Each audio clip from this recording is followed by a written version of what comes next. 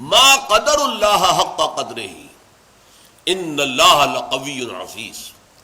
انہوں نے اللہ کا اندازہ نہیں کیا جیسا کہ اندازہ کرنا چاہیے تھا، جیسا کہ اللہ کا حق تھا کہ اس کا اندازہ کیا جائے۔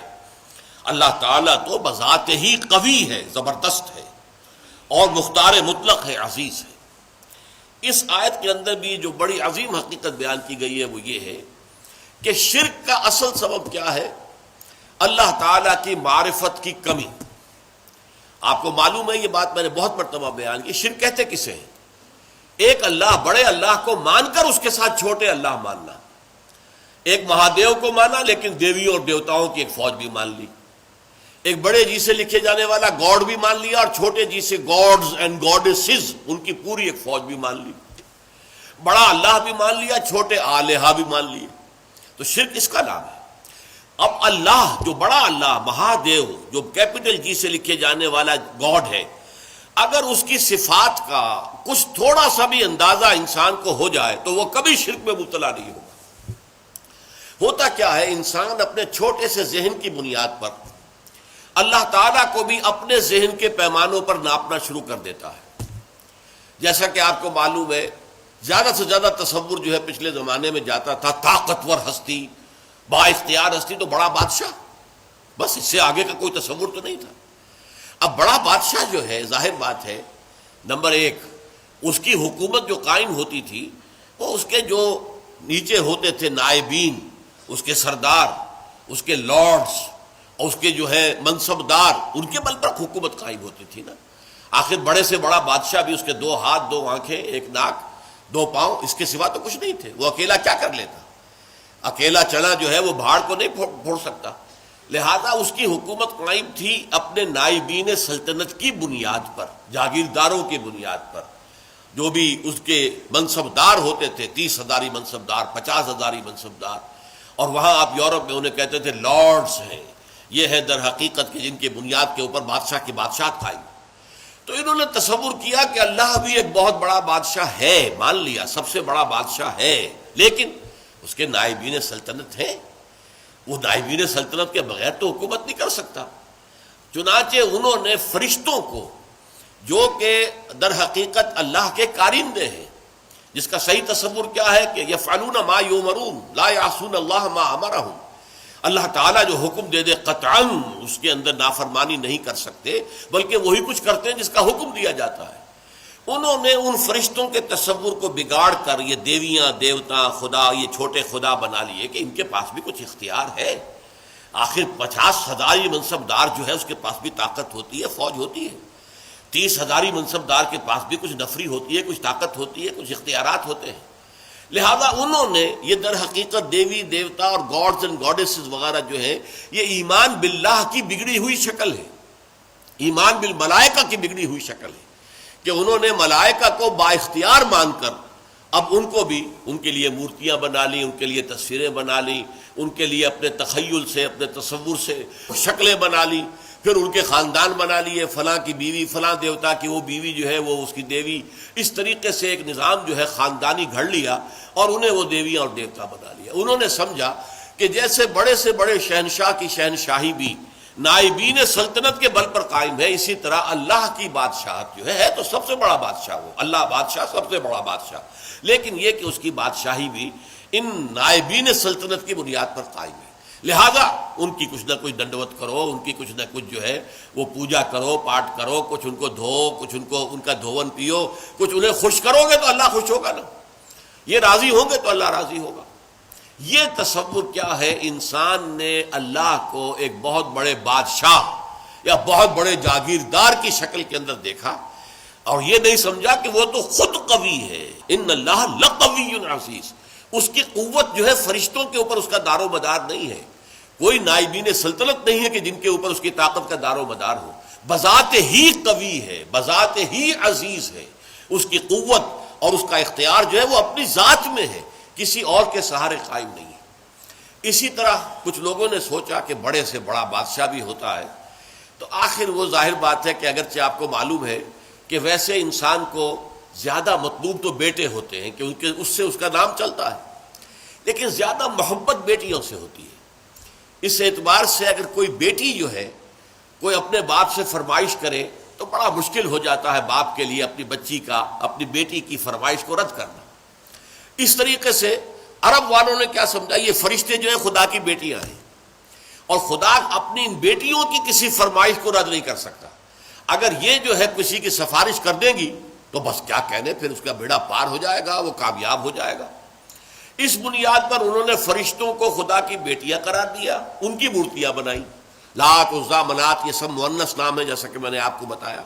اور صاف انہوں نے کہا وَمَا نَعْبُدُهُمْ إِلَّا لِيُقَرِّبُونَا إِلَى اللَّهِ زُلْفَىٰ، ہم جو ان کو پوجتے ہیں وہ اس لیے کہ یہ ہمیں اللہ سے قریب تر کر دیں۔ اور یہ بھی کہا گیا کہ هؤلاء شفعاؤنا عند اللہ، یہ اللہ کے ہاں ہمارے شفیع ہوں گے۔ اختیار مطلق تو اللہ کے ہاتھ میں ہے، لیکن کوئی شخص اپنی پیاری بچی کی کسی بات کو رد کرتا ہے؟ اللہ بھی اپنی بیٹیوں کی سفارش کو رد نہیں کرے گا، لہذا ان کی سفارش سے ہمارا بیڑا پار ہو جائے گا۔ اسی طریقے سے بڑے سے بڑا آدمی بھی ہوتا ہے تو اس کے کچھ دوست ہوتے ہیں، ان دوستوں کی بات وہ ٹال نہیں سکتا۔ اس کی وجہ کیا ہے؟ ہر انسان کو معلوم ہو، یا بڑے سے بڑا انسان ہو، اسے معلوم ہوتا ہے کہ کسی وقت مجھے ضرورت پیش آ سکتی ہے اپنے دوست کی مدد کی۔ اب اگر میں اپنے دوست کی کوئی بات نہیں مانوں گا تو میری ضرورت کے وقت یہ میرا دوست میرے کام نہیں آئے گا۔ تو دوستیاں پالی جاتی ہیں، باقاعدہ ان کو نبھایا جاتا ہے۔ بھائی بات تو یہ غلط کہہ رہا ہے، صحیح نہیں ہے، لیکن کیا کریں، دوست ہے۔ اب دوست کی بات تو لٹائی نہیں جا سکتی، ماننی پڑتی ہے۔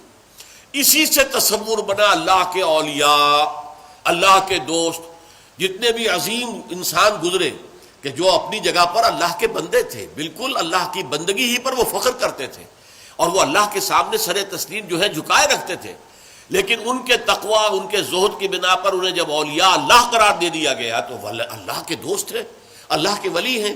اب یہ کسی سے خوش ہو جائے اور اس کی سفارش کر دے تو بیڑا پار ہو جائے گا، لہذا اولیاء اللہ کو بھی خداؤں کی فہرست میں شامل کر لیا گیا۔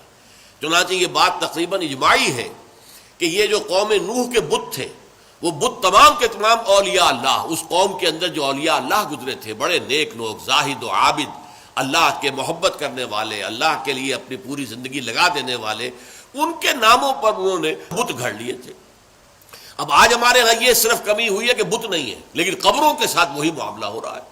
قبروں کو دھویا جا رہا ہے، دودھ سے دھویا جا رہا ہے، کسی عرق گلاب سے دھویا جا رہا ہے، اور پھر ظاہر بات ہے کہ اس میں سے کوئی ایک گلاس بھر کے لے آئے تو گویا کہ بڑا تبرک اس کو مل گیا، اسے سنبھال کر رکھے گا۔ یہ سارا کام کیا ہو رہا ہے؟ وہ یہی ہے کہ اولیاء اللہ ہیں، اللہ کے اولیاء ہیں، یہ راضی ہو جائیں، یہ خوش ہو جائیں، یہ کسی کی سفارش کر دیں تو بیڑا پار ہو جائے گا۔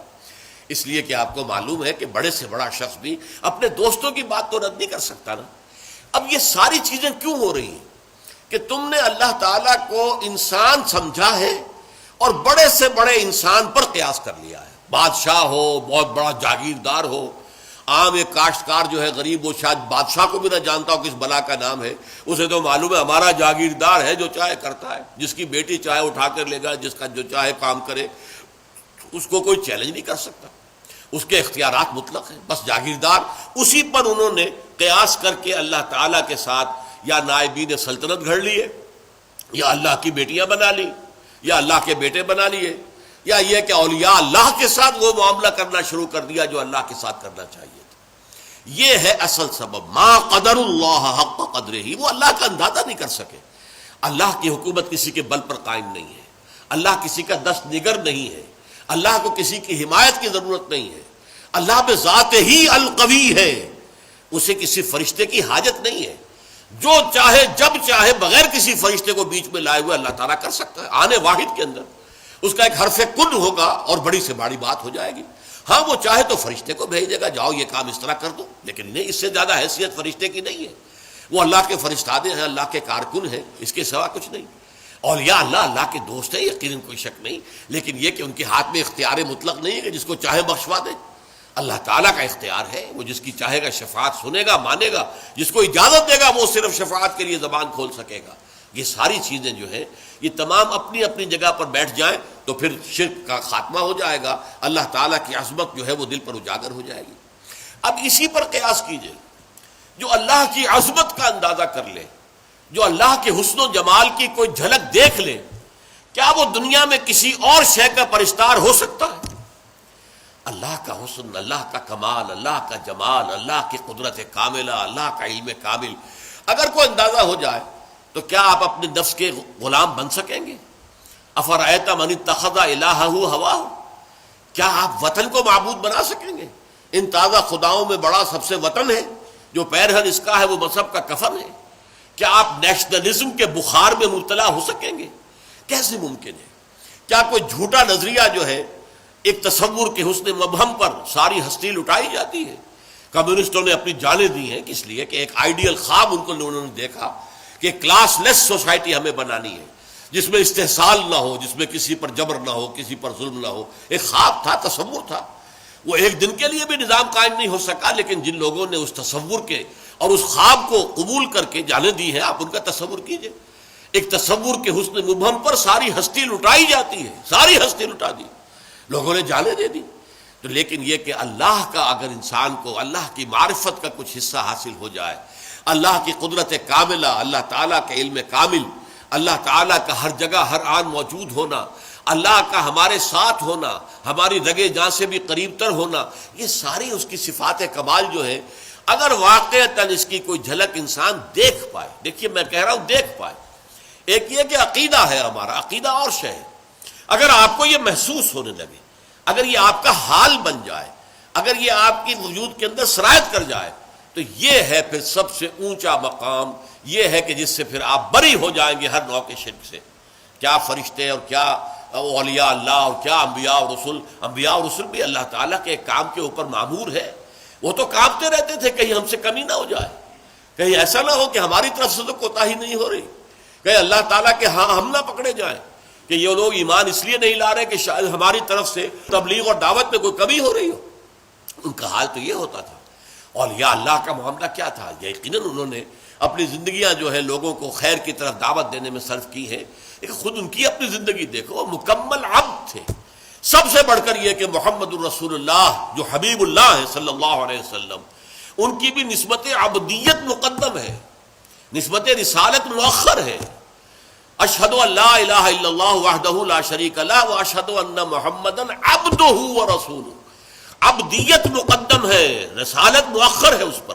آپ کی اصل نسبت جو ہے، میں نے بارہا اس کو بیان کیا ہے، قرآن مجید میں جہاں کہیں بھی ایسا مقام آتا ہے کہ بہت ہی شفقت اور محبت اور اپنائیت کا اظہار ہو حضور کے لیے، وہاں حضور کی نسبت عبدیت کو واضح کیا جاتا ہے۔ سبحان الذی اسریٰ بعبدہ لیلا من المسجد الحرام الی المسجد الاقصی، یہ کیا تھا؟ اس قدر بڑا واقعہ ہو رہا ہے، معراج کا واقعہ ہو رہا ہے، لیکن کیا عبد کا لفظ لایا گیا، سبحان الذی اسریٰ بعبدہ، جو اپنے بندے کو لے گیا۔ عبدہ جو ہے وہ اصل نسبت ہے۔ سورہ کہف کے اندر الحمدللہ الذی انزل علی عبدہ الکتاب ولم یجعل لہ عوجا، تبارک الذی نزل الفرقان علی عبدہ لیکون للعالمین نذیرا۔ عبدیت ہے اصل نسبت محمد الرسول اللہ صلی اللہ علیہ وسلم کی۔ جب آپ کی عمر زیادہ ہو گئی تھی، اگرچہ آپ کی عمر جو ہے عام اعتبارات سے زیادہ نہیں ہوئی، لیکن یہ کہ بہرحال کچھ نہ کچھ آخری ایام میں آپ کا جسم بھاری بھی ہو گیا تھا، اور آپ رات کو جب کھڑے ہوتے تھے تو آپ کے پاؤں متورم ہو جاتے تھے۔ اس پر یہ ہے کہ کچھ لوگوں نے کہا آپ اپنے کو کیوں اتنی مشقت جھیل رہے ہیں، کیوں آپ اتنی تکلیف جھیل رہے ہیں؟ آپ کے تو اللہ تعالیٰ، اول تو آپ کے گناہ کا کوئی سوال ہی نہیں، کوئی خطا کسی درجے میں اگر کوئی ہوئی بھی ہو تو اللہ تعالیٰ آپ کے اگلے پچھلے تمام خطائیں معاف کر چکا ہے۔ تو حضور کا کیا جواب تھا؟ افلا اکون عبدا شکورا، تو کیا میں اللہ کا شکر گزار بندہ نہ بنوں؟ اللہ کی نعمتیں جو مجھ پر ہوئی ہیں، جو انعامات ہوئے ہیں، اللہ نے مجھ پر جو فضل فرمایا ہے، اللہ نے مجھے جو مقامات عالیہ عطا کیے ہیں اور جو مزید عطا کرنے کا وعدہ کیا ہے، مقام محمود یہ مجھے عطا کیا جانا ہے، میں اس کا شکر ادا نہ کروں؟ یہ اس کا شکرانہ ہے جو میں ادا کر رہا ہوں۔ میں رات کو کھڑا ہو کر یہ مشقت جھیل رہا ہوں، میرے پاؤں جو ہے ان پر ورم آ رہا ہے، ٹھیک ہے، لیکن یہ سب کچھ کیوں کر رہا ہوں؟ افلا اکون عبدا شکورا، کیا میں اللہ کا ایک شکر گزار بندہ نہ بنوں؟ تو اس اعتبار سے نوٹ کر لیجئے کہ اولیاء اللہ ہوں یا انبیاء ہوں یا رسول ہوں، عظیم ترین شخصیتیں ہوں، ان کا اصل جو ہے، جو سرمایہ افتخار ہے ان کے لیے، وہ تو عبدیت ہے۔ یہی وجہ علامہ اقبال نے بہت خوب انداز میں کہا ہے، جو معراج کی کیفیت کو بیان کیا کہ عبد دیگر عبدہ چیزیں دیگر، ما سراپا انتظار او منتظر۔ اب یہ شعر جو ہے اس وضاحت چاہتا ہے، عبد تو سبھی ہے، خواہشات کا بندہ، نفس کا بندہ، دولت کا بندہ، وطن کا بندہ، یہ سب بندے ہیں، سب بندگی تو ہے۔ عبد دیگر، عبدہو، صرف اسی کا بندہ بن جانا، سب سے ہٹ کر، سب سے آزادی پا کر۔ یہ ایک سجدہ جسے تو گراں سمجھتا ہے، 1000 سجدوں سے دیتا ہے آدمی کو نجات، وہ عبدہو جو صرف اللہ کا بندہ بن چکا ہو۔ عبدہو چیز دیگر، یہ شیء اور ہے۔ ما سراپا انتظار، او منتظر۔ ہم تو ہمیشہ انتظار میں رہتے ہیں کہ کبھی اللہ کی کوئی تجلی، کوئی کرن جو ہے وہ ہم میں بھی نصیب ہو جائے، اور ان کا انتظار کیا جا رہا تھا۔ شب معراج میں ان کے استقبال کی تیاریاں ہو رہی تھی، ہم منتظر ہیں، وہ منتظر تھے۔ ما سراپا انتظار، منتظر عربی میں معنی ہوں گے انتظار کرنے والا، اور منتظر مفعول ہے جس کا انتظار کیا جا رہا ہو۔ وہ منتظر، ان کا تو انتظار ہو رہا تھا، استقبال کی تیاریاں ہو رہی تھی۔ تو اس چیز کو ذہن میں رکھیے کہ یہ زمین و آسمان کا فرق ہو جاتا ہے جب انسان صرف اس کا بندہ بن جائے، اور صرف اس کا بندہ کب بنے گا؟ جبکہ حقیقتاً لا مطلوب الا اللہ، لا مقصود الا اللہ، لا محبوب الا اللہ۔ کوئی درمیانی مقاصد ہو سکتے ہیں، آخری مقصد اللہ۔ چھوٹی محبتیں ہو سکتی ہیں، اولاد سے بھی کرو، بیویوں سے کرو، بیویاں شوہروں سے کرے، اپنے وطن سے بھی کرو، لیکن یہ کہ سب محبتیں جو ہے وہ ایک محبت کے تابع ہو جائے، اللہ کی محبت کے تابع۔ یہ ہے لا محبوب الا اللہ، محبوب حقیقی، محبوب مطلق اللہ کے سوا کوئی نہیں، مطلوب حقیقی، مطلوب مطلق اللہ کے سوا کوئی نہیں، مقصود حقیقی، مقصود مطلق اللہ کے سوا کوئی نہیں۔ اور اگر انسان اللہ کو چھوڑ کر کسی اور شے کو اپنا مقصود اور آدرش اور آئیڈیل اور نصب العین بناتا ہے تو کیوں بناتا ہے؟ اس لیے کہ اس کا ذہن وہاں تک پہنچا ہی نہیں، اس کے بازو میں اتنی طاقت نہیں تھی کہ اپنی کمند کو پوری اونچائی تک پہنچا سکتا۔ یزداں بکمند داور ہے ہمت مردانہ، یہ ہمت مردانہ نہیں تھی کہ وہ جو ہے مطلوبیت اور مقصودیت اور محبوبیت کی کمند جو ہے وہ جا کر اللہ تعالیٰ کی ذات کے ساتھ چپک جائے، درمیان ہی میں کہیں اٹک گئی ہے، کہیں اپنے نفس کو معبود بنا لیا ہے، محبوب بنا لیا ہے، مقصود بنا لیا ہے، مطلوب بنا لیا ہے، کہیں وطن کو بنا لیا ہے، کہیں قوم کو بنا لیا ہے، کہیں کسی نظریے کو بنا لیا ہے، نظام کو بنا لیا ہے، انسانیت کو بنا لیا ہے۔ یہ سب جو ہے در حقیقت کیوں ہے کہ ما قدر اللہ حق قدرہ، وہ اللہ کا اندازہ نہ کر پائے، اس کے کمال و جمال کا، اس کے حسن کا، اس کی صفات کمال کا اندازہ نہیں کر پائے۔ دیکھیے قدر جو ہے عربی زبان میں اس کا اردو میں ترجمہ کریں گے، بلکہ انگریزی میں ویلیو، اور جب یہ ورب کے طور پر آئے گا ٹو ایویلیویٹ، ہر شے کی آپ ایک قدر و قیمت کا تعین کرتے ہیں، یہاں یہ ورب کے طور پر آیا، قدر ویلیو ہے، اور قدر جب آیا قدر یقدرو، اس کے معنی کیا ہے؟ To evaluate. تو یہ اللہ کا اندازہ نہ کر سکے، اللہ کی صفات و ذات کی کوئی جھلک جو ہے صحیح معنی میں دیکھ نہ سکے، اس لیے ان کی کمند کہیں درمیان میں اٹک کر رہ گئی ہے، ان کا مقصود و مطلوب ذات باری تعالیٰ کے سوا کچھ اور بن گیا ہے۔ اللہ تعالیٰ ہمیں حقیقی معنی میں موحد، توحید پرست ہونے کی توفیق عطا فرمائے۔ بارک اللہ لی و لکم فی القرآن العظیم ونفعنی وإیاکم بالآیات والذکر الحکیم۔